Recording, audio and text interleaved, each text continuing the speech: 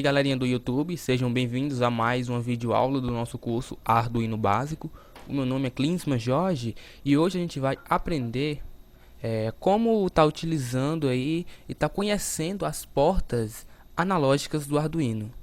Na aula passada a gente conheceu as portas digitais do tipo PWM, mas também a gente já tinha visto as portas digitais convencionais. Bom, as portas digitais, elas servem como entrada e como saída. Isso a gente viu perfeitamente. E elas funcionam com uma lógica binária de zeros e uns, certo?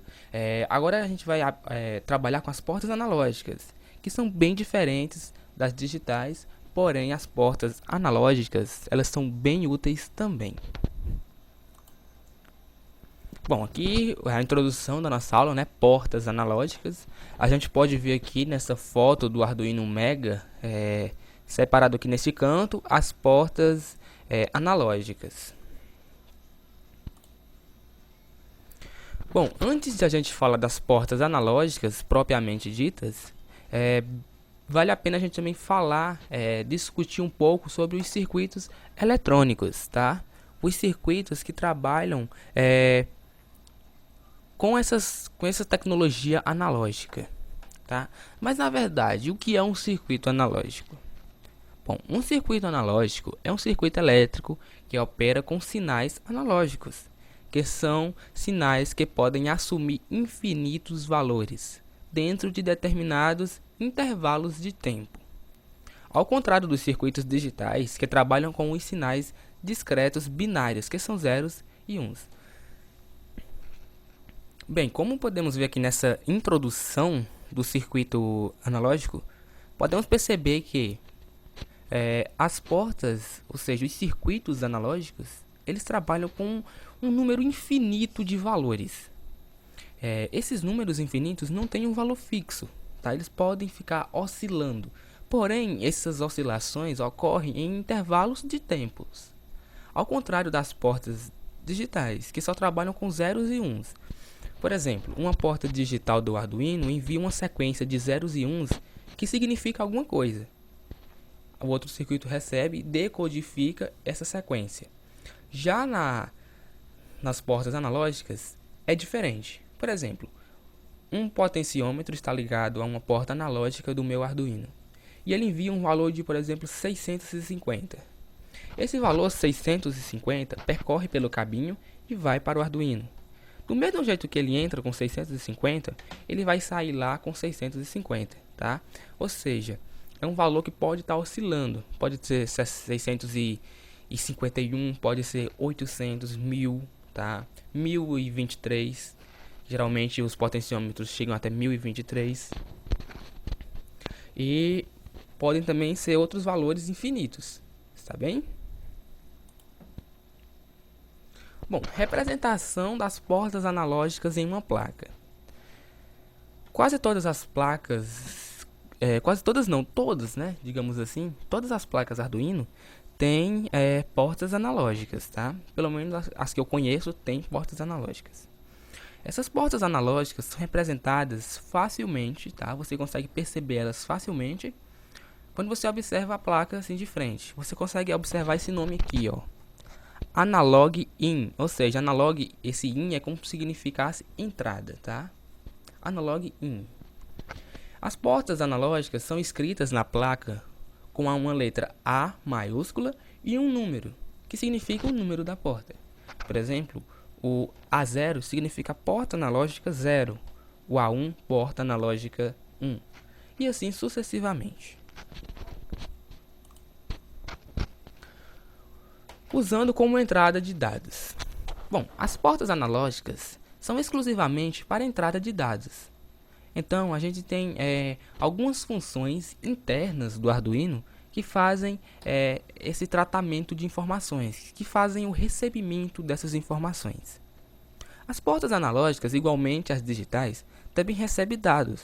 São mais usadas para fazer a entrada de dados analógicos, como por exemplo as informações de um potenciômetro ou de um LDR. Dificilmente vamos usá-las como saída de dados. A gente sim pode usar as portas analógicas como saída de dados, Porém, tá, tem algumas condições que a gente vai ver aí ao longo da nossa aula. Bom, para você receber alguma informação da porta analógica, seja ela qual for, a gente utiliza a função chamada analog read. Igualmente as portas digitais, que utiliza a função digital read, a gente vai utilizar a função analog read. A gente escreve a função analog read, como a gente está vendo aqui, ó, abre dois parênteses e informa o pino, ou seja, a porta a ser lida, tá? E depois, enfim, finaliza a linha de código com um ponto e vírgula. Por exemplo, int valor. Quando eu falo int valor, quando eu escrevo int valor, eu estou declarando uma variável inteira. A gente vai entender mais sobre variáveis quando a gente estiver trabalhando com o software. Bom, após ter criado a variável, eu tenho agora que armazenar alguma informação dentro dela, porque uma variável é como se fosse um mini cartão de memória. Ela armazena informações. Então, como que eu vou preencher essa variável com informações? Tá? Aí eu vou utilizar a função analog read que eu falei ainda há pouco. Então eu utilizo, eu chamo a variável, tá? Coloco o nome dela de novo aqui, que é valor, tá? Então valor vai ser igual a analog read a 0. Por exemplo, a porta analógica 0, e eu finalizo a linha de código com um ponto e vírgula.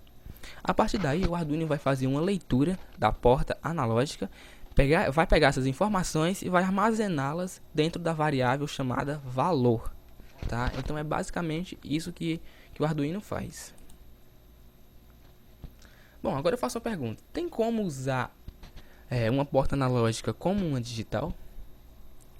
Para usar uma entrada analógica como digital é muito simples e fácil. Basta usar as mesmas funções usadas com as portas digitais.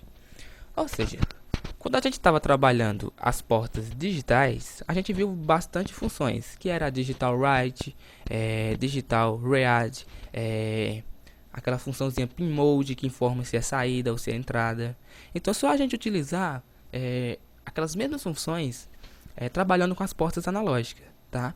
Quando a gente for informar o pino para a função digital write, por exemplo, a gente forma um A0, que significa porta analógica 0, ou A1, porta analógica 1, ou assim até concluir todas as portas, tá? Por exemplo. E dessa forma a gente consegue fazer a ativação de circuitos eletrônicos utilizando portas analógicas, tá? Na próxima aula a gente vai ver a comunicação serial, tá? Que é com as portas TX e RX.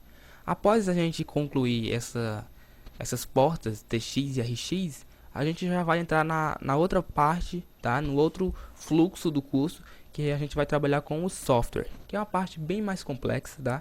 E vai demorar um pouco mais para a gente concluir.